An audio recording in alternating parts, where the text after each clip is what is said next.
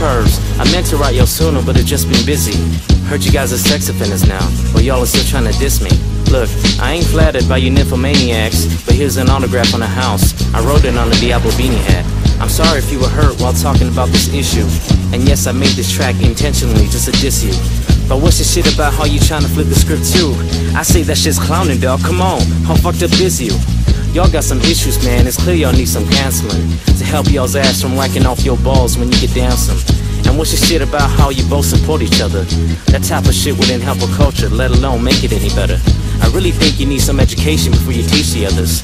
Learn how to treat a woman better. I hope y'all get to read this letter. I just hope it reaches you in time before you hurt yourself.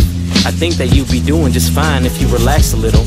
I'm glad I inspire you, but man, why you so mad? Try to understand that I do want you both as my fans.